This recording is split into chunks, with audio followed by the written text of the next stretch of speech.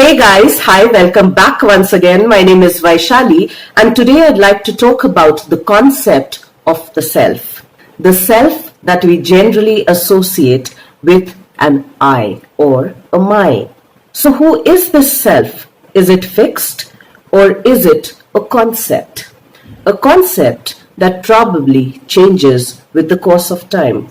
A concept that probably evolves and devolves at the same time. I personally like to believe that the self is a concept that's forever trying to find itself, that's forever trying to evolve itself, that's forever trying to understand the meaning and the purpose of its own existence. Now, of course, this self has a name that we all attach to, a name that we all feel should matter, a name that also has an image attached with it. Now, just not an image of a face, the image of all of the adjectives attached with that face and that body. The adjectives can range from careless to carefree, from responsible to irresponsible, from black to white to brown to yellow, from ugly to pretty, from fat to thin, from hygienic to unhygienic, from disciplined to indisciplined, from conventional to unconventional, from friendly to non-friendly, from social to non-social and even antisocial, from an extrovert to ambivert to introvert, from courageous to cowardly, from confident to underconfident. And the list can go on and on and on. And it is to the images expressed through these adjectives that we have our attachments. And it's not unnatural to have these attachments. And yet it's said that it's the attachment that is the root cause of all suffering.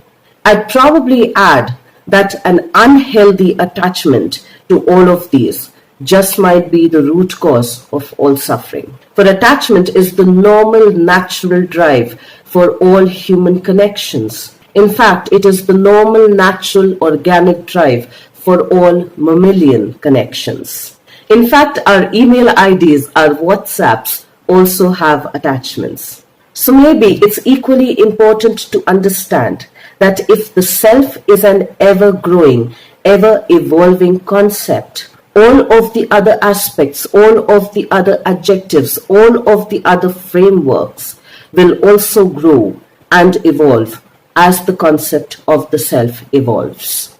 And while it's growing, just like the tree that sheds off some of its leaves, just like the tree that sheds off some of its flowers and fruits, it's equally important to understand, it's equally important to accept that it will shed off, it will let go of some of the earlier leaves. It will let go of some of the earlier fruits and flowers so that other fruits, flowers and leaves can come in its place, can take birth anew, so that the tree is essentially renewing itself over and over and over again. And when we are talking of the concept of the self, it's equally important to understand the concept of the ego. The ego, that's the part of the personality formed as a resultant of one's experiential personal reality, is also an integral part of the self.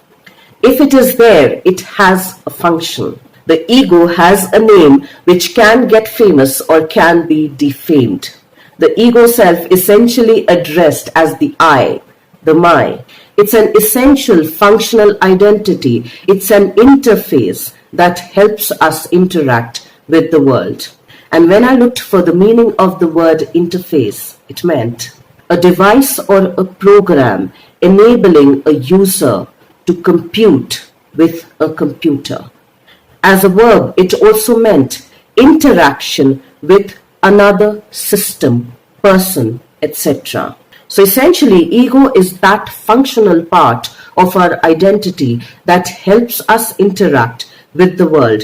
And since it's an interaction, since it's an exchange, it also helps us establish our boundaries. And through that, it gives us the provision to help us understand my or our own individual personal values. This part of the functional identity helps us negotiate our negotiables and our non-negotiables. And again, since it's a functional identity, just like the way in which we upgrade our technology, it also can be upgraded constantly. And this part of the self is also a part that likes to stick to things that it has been habituated to, that it has been conditioned to, that it has been attached to, that it has been familiarized with. And thankfully, for most of us, since the concept of the self is forever evolving through us, we also have the provision to change all of our functional identities if we no longer resonate with them. We have the provision to change our name and the association with that name. We have the provision to change our religion and the association with that aspect.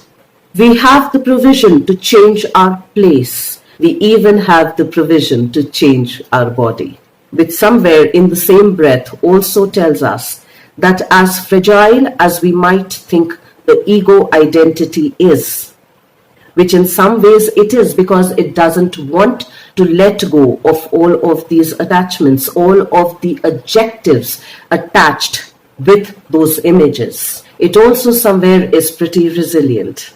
It can be taught and trained and conditioned into thinking that this was a provisional identity for this phase, for this weather of life, and now it has the provision to choose another for itself. Something that Buddha, something that the King Ashoka also did. Let's try and think about the concept of the self. And I will see you once again the next week. Till then, stay tuned in. And guys, if you do like the contents of my videos, please do like, share, and subscribe.